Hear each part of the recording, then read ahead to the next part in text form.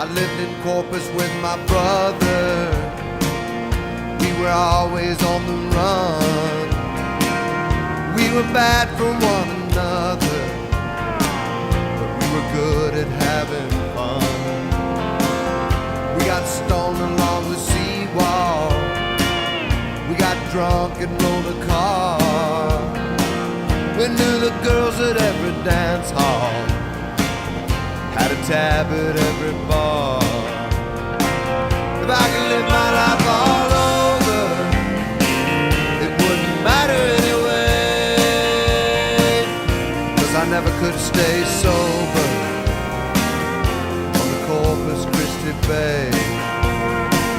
My brother had a wife and family, you know he gave him a good home, but his wife thought we were crazy.